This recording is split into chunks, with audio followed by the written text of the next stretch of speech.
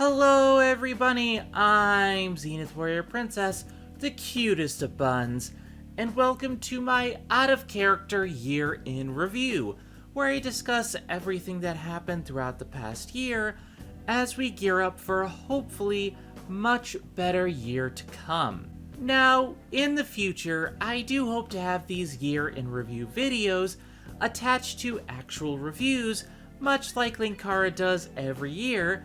However, this year was not kind to me, and our schedule slipped so much that if I had planned a review for this video, it wouldn't have come out until July of 2023.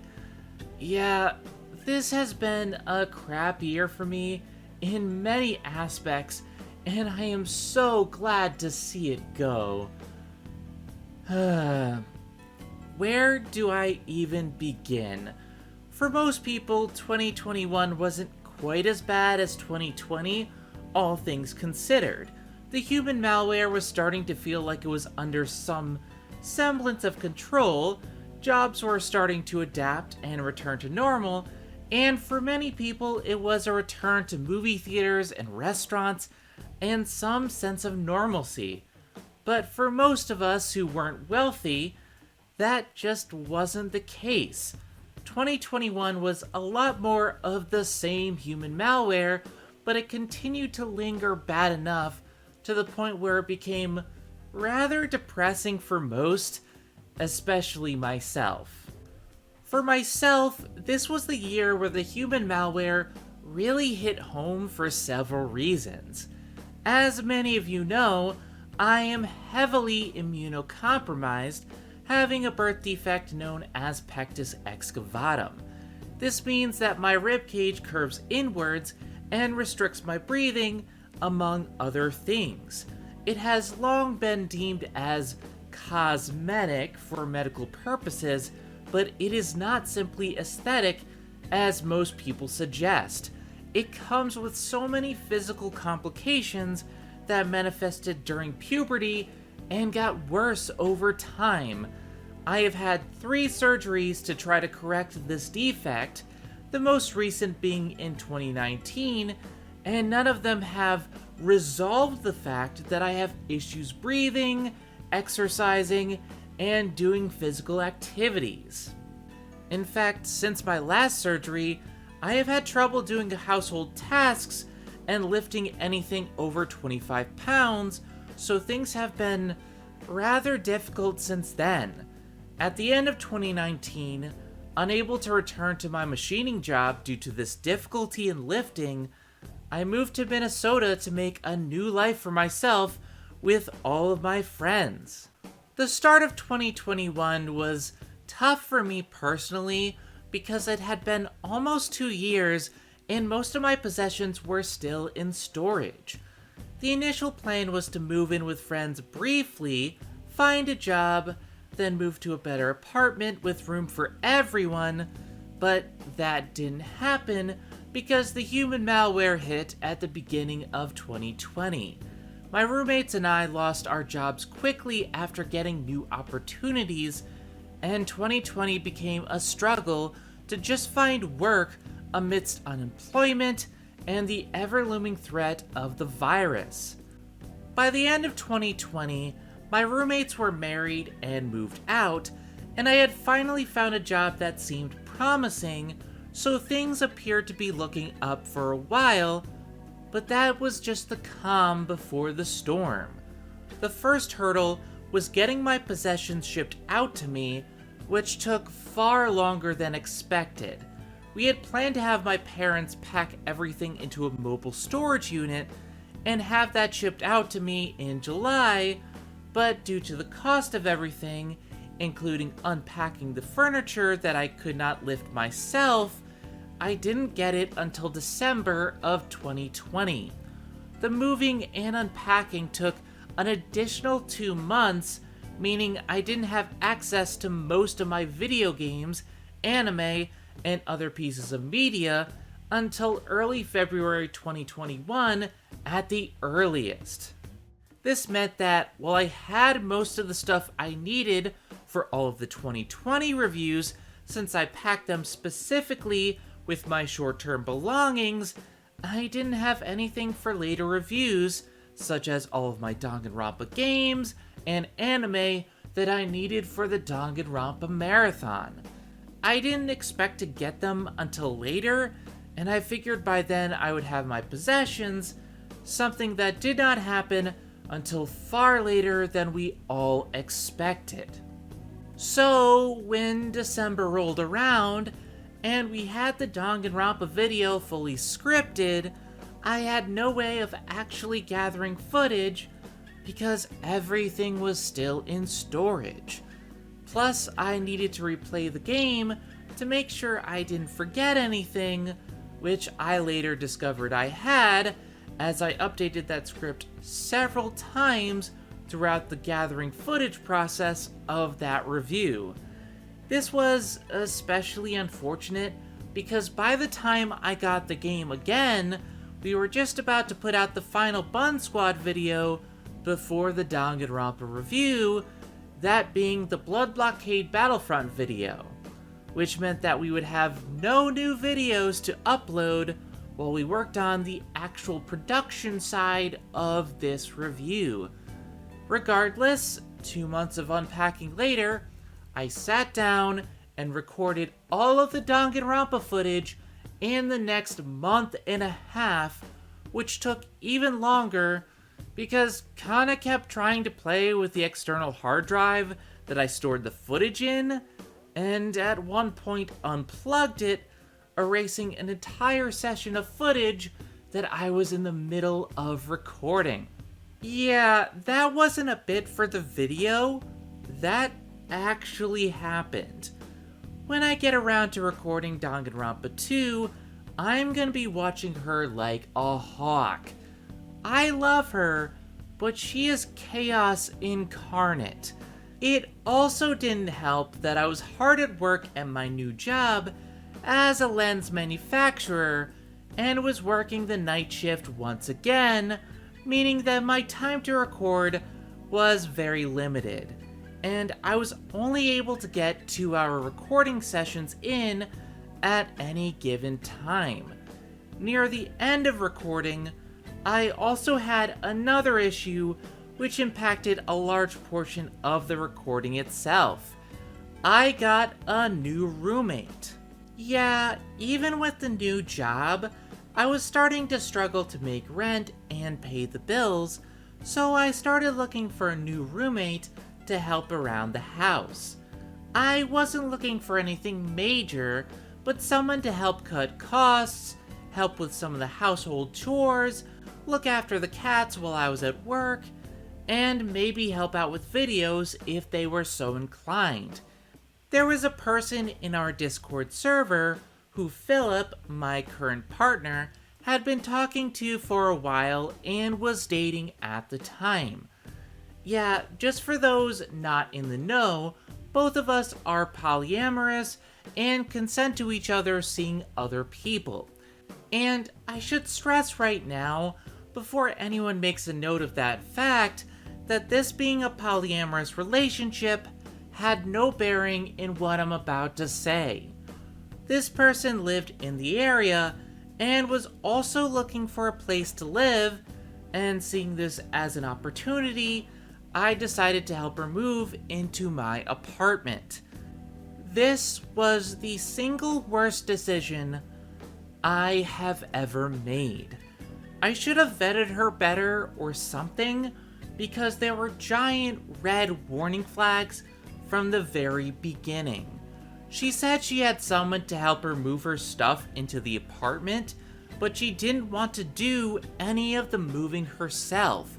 She kept saying she didn't have the strength to move some of her items, even though she knew I was essentially disabled at this point, and I had to help her cousin move her mattress and bring in her bins of stuff, when I'm not supposed to be lifting this stuff. Not only that, but she claimed that she didn't know how to set up the bed frame that I had lent her, so she had to have other friends come over and help, who spent the majority of their time sitting and goofing off instead of actually doing anything. I had to remind them twice why they were there, and it got frustrating because I was the one doing all of the lifting and all of the work. I also discovered later, after they moved out, that they had put together the bed frame completely wrong and had to redo it because the bed itself was collapsing into the bed frame. Just, Jesus Christ. Once she was all moved in, I figured things would die down and get a bit easier to record, and for a while it was, since she was helping out a bit in the beginning. But as time went on, I ended up doing most of the housework as well. She didn't know how to do laundry, so she couldn't help me with that, and she didn't do any laundry of her own. She didn't do dishes and relied on me for meals, and when I was recording footage for reviews, she would constantly interrupt to discuss the game with me. Now, normally I wouldn't mind, because I like discussing games and it's fun to have discussion, but I was horribly behind and needed to focus, and the constant distraction when I was recording wasn't helping, and probably attributed to at least a couple hours of extra footage that I didn't need. This wasn't a one-off thing though. When I was just watching TV or Netflix, she would ask me questions and interrupt constantly, to the point I kept having to rewind to retain the information because I would forget what I had just watched. It was a lot, and it weighed on me, but I figured, hey, she's still paying rent, so that's something at least, right? She was working a job at a hotel and took the bus there every day, which was also part of the problem. She worked half an hour away, and by bus, that is a 2-hour ride. So she would barely be around on weekdays to help out around the apartment, and she refused to get her driver's license because she was scared of driving. Now, okay, I have several friends who don't drive for numerous different reasons. Kat from the Disney debate is deathly afraid of driving, so Doug drives her to work, but she deals with it. My current roommate Cody doesn't drive yet, but that's because he's from Alaska and only just got his driver's permit, so he's working on getting his license soon. She just adamantly refused to get her license, and spent most of her time complaining about the trip and asking me for rides all of the time. Trying to be a nice person, I put up with all of this because I thought I was getting some help out of the deal. But then she dropped a bombshell on me the day that rent was due, after I had already paid my portion. She couldn't pay the full amount of rent. In fact, she only had about a third of rent to give me because she had chosen to pay a personal bill instead of rent, and she didn't want to pay the interest on the personal bill. This was nearly my breaking point. She had paid the first half of rent just fine and promised to pay her rent the next month, but just dropped this on me the day that rent was due. The day I had asked to take her out to dinner because all my bills were paid off and I was happy for once, and I still paid for our dinner that night. I had calculated everything with her paying rent in mind, and I told her point blank that if she couldn't pay rent, she couldn't stay with me, because I can't deal with a bombshell like that with no buildup. I need somebody to tell me what's going on. She then proceeded to call every single one of her friends at the restaurant to beg for money, and finally found the money, but it caused a scene at the restaurant, which I can't go back to now, since they called the cops, thinking that she was being abused. We had a long discussion about this, and she promised to do better afterwards, but then the very next week threatened to quit her job because she was depressed and refused to get a new one. I took a day off work just to comfort her and make sure she was okay, because I deal with depression and I was afraid she might do something in her depression that she would regret. And she went back to work the next day. Next week, she quit her job, deleted all her social media, and sent me a message that read like a suicide note. She basically said, "Sorry for what I'm about to do," and completely ghosted me.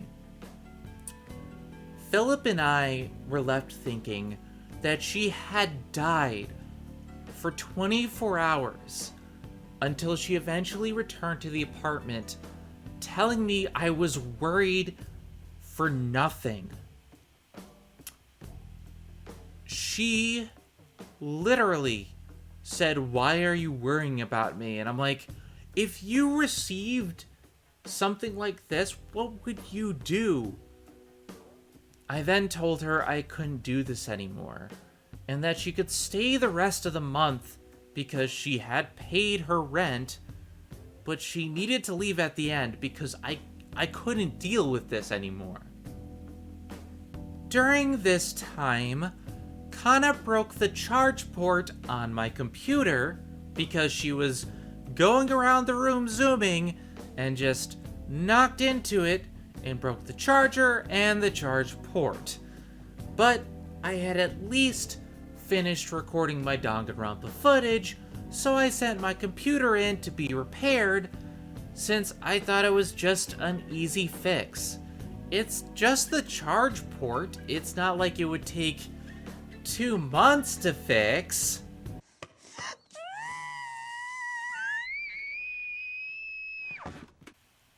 Dear fucking God, this was a bad idea on my part. I sent in my computer to Best Buy's Geek Squad service, and they made it sound like it would take maybe a week to fix. Okay, I thought, that's no problem. A month goes by, and I've gotten word that it's finally at the repair center, but 2 more weeks, and it's still just sitting there.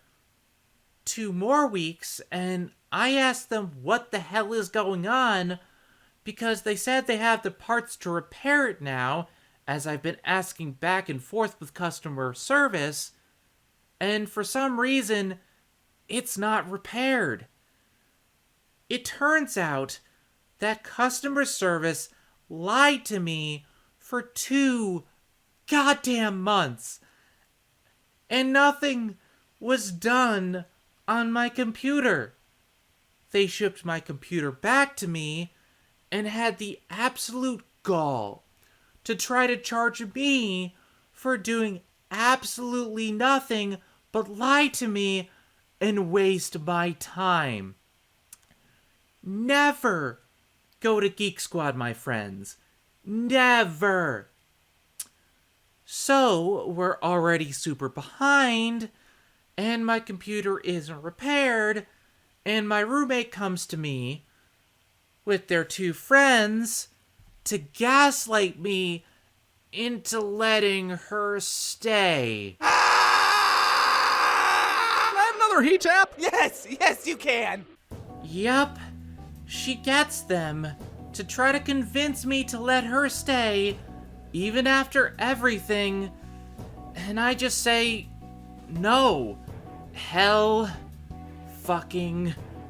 No. You can't pay me rent, you don't help around the apartment, and everything else. No. I am basically babysitting her at this point. I was content to wait until the month was up. But then I discovered something that makes me sick to this day.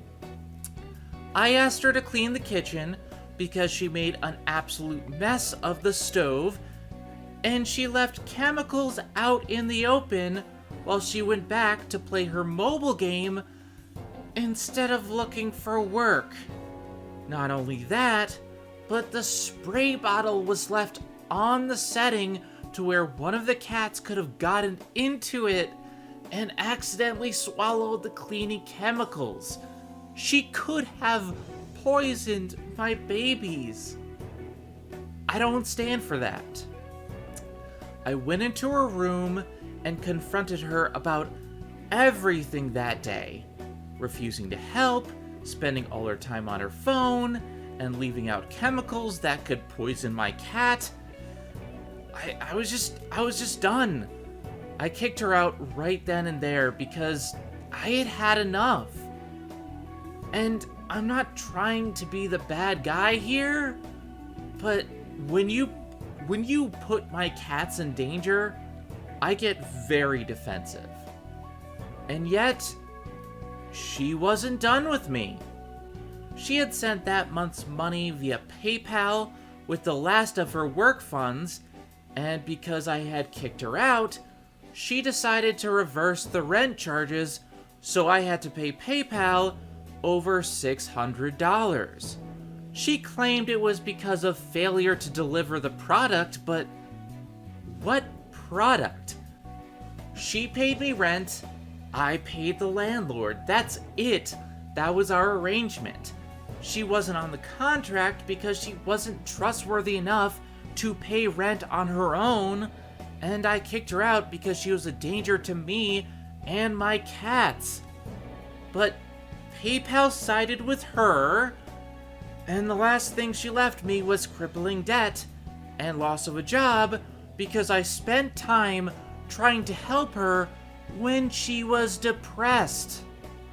I lost my job because of her, and she still had the absolute gall to charge me after everything. I even went out of my way to help her find a new job, but she refused because she didn't know how to do anything other than stay in a state of complacency. Philip and I, on numerous occasions, had to confront her about her actions or lack thereof, and every time she refused the solutions right in front of her because it would require change. Change that she was not willing to go through despite continuously complaining about all of the bad stuff in her life. She even left Phil this rather disgusting message stating, quote, "There's a reason I run to my friends whenever I need someone. I can actually talk to them without feeling like my emotions aren't invalid or I'll get yelled at. And I don't have to worry about them running their mouths to people I don't want to talk about it with." That last line in particular is just gross, because the people that Philip ran his mouth to were me, her roommate, and said friends who Phil only contacted when he legitimately thought her life was in danger. I pray that she's learned from this and is treating the people in her life currently far better, but even if she is, I do not want to see her again after the way she treated both me and my boyfriend. Just, dear fucking God, this was a bad year.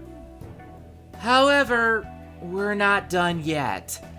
After she left, I spent the majority of my time looking for a new job and managed to find one as a medical quality inspector. It took a large portion of my time, especially since these were 10-hour work days, and we had to work weekends sometimes as well, but I needed to work, and this was a fantastic job with benefits and everything I could possibly hope for. Things were finally starting to look up, especially since I had another roommate who was simply fantastic and helped out around the house. Then, my health just plummeted. There was a day at work where I was looking through a microscope and I was having a large amount of trouble just breathing. I tried to work through it, but then my chest began hurting and I started to have a panic attack. So I ended up going to the hospital in an ambulance. I tried to return to work the next week, but my chest was still screaming in pain. So I took some paid time off and some vacation time to sort this out. After a couple weeks of this, I still was having difficulty breathing, so we turned this into paid medical leave. Unfortunately, that medical leave turned into just straight up disability. The official diagnoses so far are colitis, acid reflux, Crohn's disease, arthritis in both knees, all in addition to my initial chest pain. If you want to know why I haven't been able to do anything this year, this is why.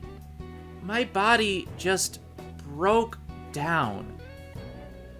I spent an entire week throwing up bile because of the acid reflux, and every time I took something to help, it just got worse, or we found another symptom that was related to another issue.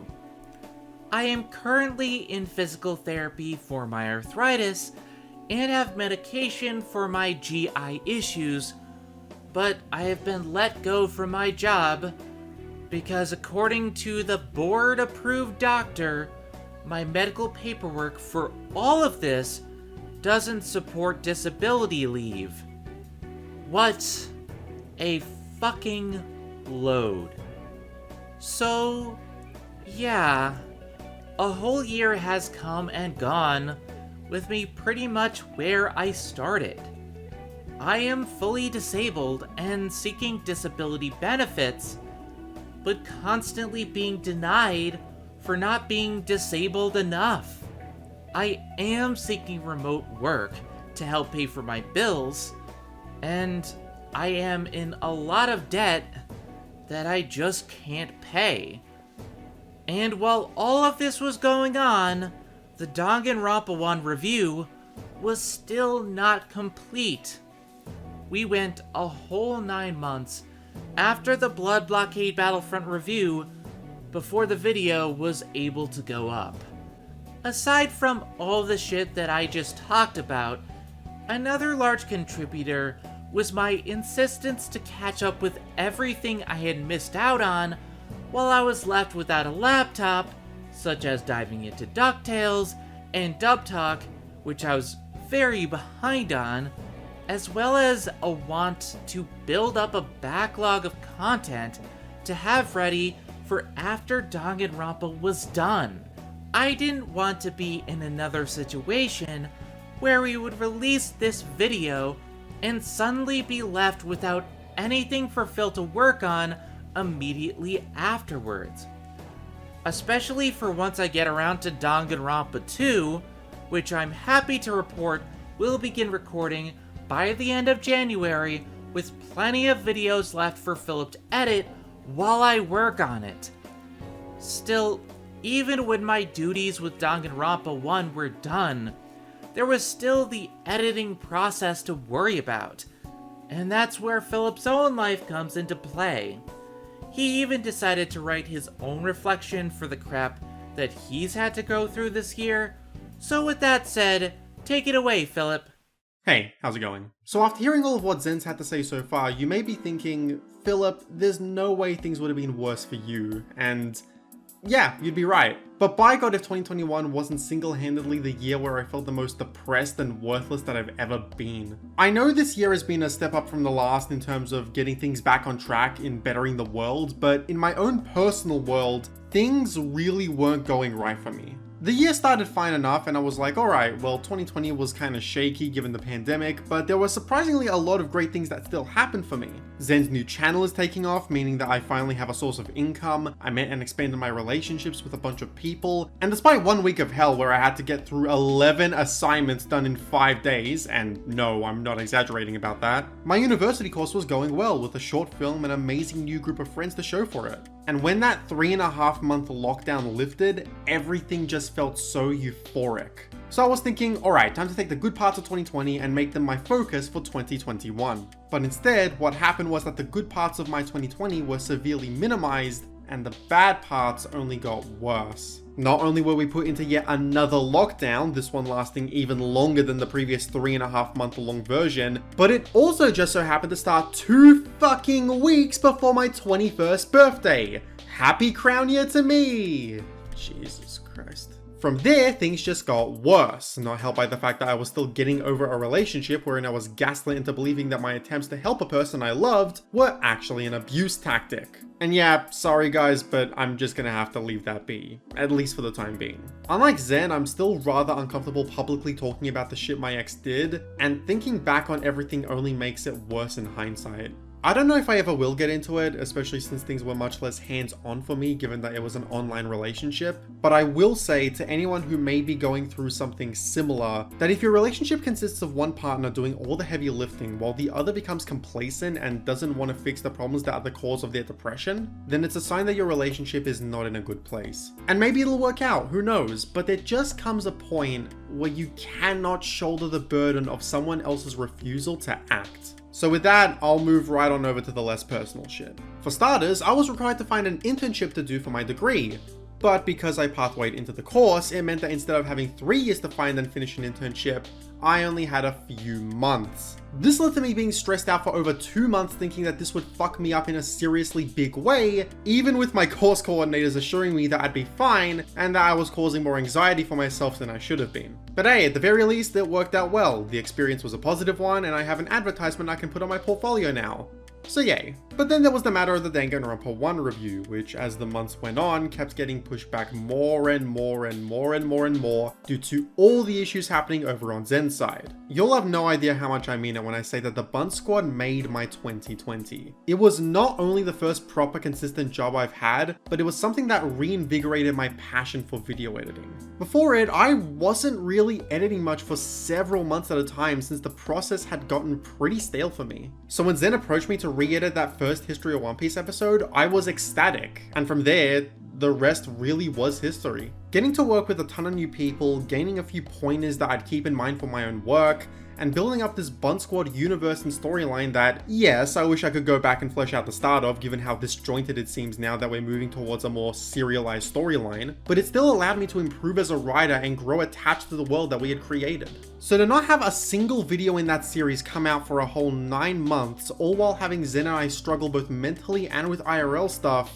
it just brought my productivity to a screeching halt. Even when all that was left was the editing and the video was left purely on my shoulders, it was still a massive hurdle to overcome for multiple reasons. The most apparent one being the length of 2.5 hours, which was actually a whole 3 hours in the rough version of the audio. Only reason it was shortened was because of a good chunk of a very few minor lines being cut here and there, and because of me going out of my way to remove all of Zen's breathing, which was also the other big issue. You may notice going back to the first 26 Bunt Squad episodes that I was very lenient when it came to the breaths that Zen would take in between lines. As such, you may be able to notice going back to some of those videos just how much Zen tends to breathe when she's talking. Zen has had asthma for quite a long time, and this naturally affects how long she's able to record for. This, coupled with a bunch of other issues, is also why streams have been fluctuating for a few months now. And because I suddenly decided to switch my ears on and notice, oh damn, this is actually super unprofessional, I'm finally starting to edit out a good 90% of those breaths from the videos, starting with the Danganronpa 1 review and onwards.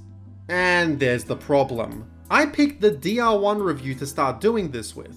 You know, the one that went for 2.5 hours. This dragged the video editing far more than I realized since I was not prepared for it. And as such, it always felt like video production was dragging on far longer than it should have. And remember, because I was stuck on this video for a while, it meant that I hadn't been paid for a video since February, with the exception of the blooper video. Even then though, Zen herself has already been going through a bunch of financial troubles due to all of the job issues she's already outlined, so that's made paying me way harder than it used to be as well. To top it all off, there was the second semester of my course, which coupled with the long production of the video felt like I was going through all this work with nothing to show for it. Now, that obviously isn't the case, and I passed all my classes and got our best Bun Squad video to date out of it all, but it instilled this lack of motivation that has carried me through to this day. The Dracula review, although it didn't take nearly as long as the DR1 video, still felt like it could have been done a hell of a lot sooner, and yet simply wasn't because of all the cleanup tasks that needed doing, such as updating the thumbnails for the entire channel, uploading the remaining archive streams from the pre-Bun Squad era, editing commissions for other people, and getting podcasts uploaded to my personal channel. It felt like I was a machine just having its gears turned around and around, all the while it felt like no progress was being made. Not to mention the IRL pressure to look for a job and the also wonderful trip I had to the dentist after 2 years of not seeing mine due to COVID, where I learned that I had to get a root canal, 5 additional fillings, and remove one of my wisdom teeth which was slowly decaying. Yeah, fuck this year. Don't misunderstand, there have been good memories to be sure, all thanks to the wonderful people in my life, online and offline, who have been there to support me every step of the way. However, I'm just glad that the year is done so that now I can hopefully have a much better 2022. And yeah, there's still gonna be a ton of shit, something which you can't ever really change unfortunately, but having the experience that was this year under my belt, I hope that 2022 is a year of reform for both the channel and for my productivity as a whole. And while I don't want to get too optimistic given all the shit that happened this past year, the fact that we have a whole bunch of videos pre-recorded and the rebranding of the channel, which allows me to start uploading content of my own, gives me hope that things will change for the better. There are still financial worries and other IRL stuff that'll be there to bite us in the ass for sure, but by taking things one step at a time, we can hopefully end up in a much better place at the start of 2023 than we find ourselves at the beginning of this year. I can't wait to show you all what we have in store, and I hope that you will join us for the ride. Back to you, Zen. It's been a year of absolute shit. However, not all of it was bad. I currently have a wonderful roommate named Cody who has helped me through the worst of it and is just a great person altogether. I have supremely awesome friends who have helped make me happy throughout the year, and there's a lot of good that came from all of these wonderful friends. Crimson and Aspiri have always been there for me when I need them, and their cats Hime and Echo love me unconditionally, so I visit them often. There are movie nights we go to every other week with our group of friends that I absolutely adore and make all of the sad times simply disappear.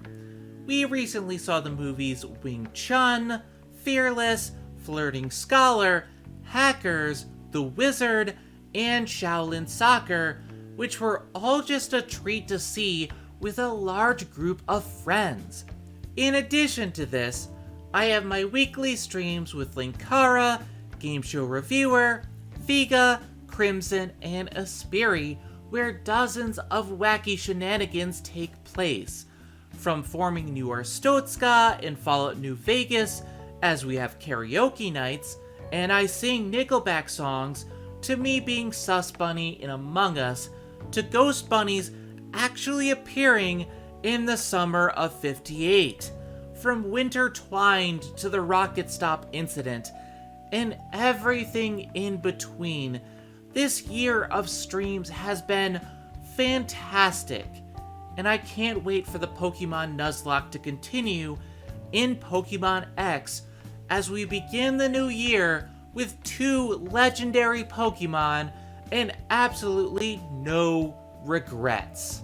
Our own streams have been quite awesome as well, as I've done my best to stream more regularly.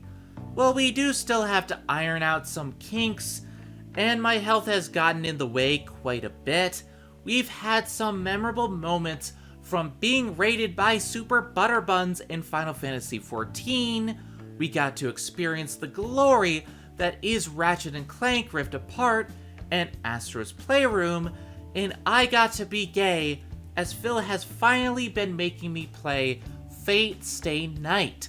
We started live readings with Reading Zembo, which I will get back to later on in the year, and I have to thank Suede and Mars Girl for making Final Fantasy XIV just a fun little diversion each week. We managed to take down Ifrit and several dungeons together, and you made it all the more fun. I'm sorry that we haven't been able to do it as frequently recently because of my health, but we will get back to that, and we will ride our chocobos all day. We also started using point redemptions in streams, which led to people having me chug alcohol or talking like a bunny, and it made for some hilarious moments that we have saved on the channel. I got so many new Twitch followers and subscribers, and I have to thank Linkara and Nash for that, since both of them have been promoting my work of late, and I am supremely grateful for it. I would also like to thank all of the people who sent in fan art during this year. Considering the fact that we didn't have much new content for the majority of it, I'm surprised by how much you all sent in. Whether it was drawing me as Spider-Zen or giving my VTuber model some love, it was always a pleasant surprise to open up Twitter and find these pieces waiting for me in my notifications. Thank you so much to everybody who made these for us, and I look forward to seeing what you can all cook up in 2022.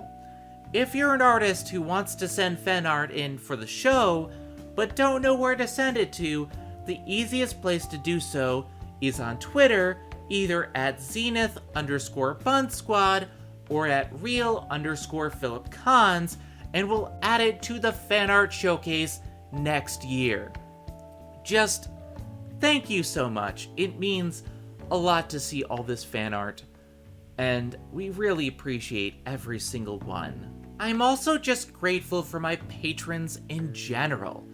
While output this year hasn't been great, we managed to put out our biggest and most important reviews yet, with Danganronpa being the longest and most ambitious project to date, and being super well received. Due to this, we've seen such a huge influx of patron buns asking me to review things, and their support has made this entire year worthwhile.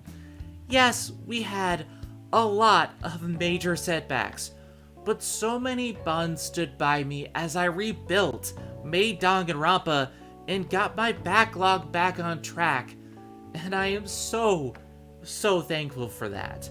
Currently, I have 10 videos, either scripted or recorded and ready to go, and it's all thanks to your patience with all of my issues.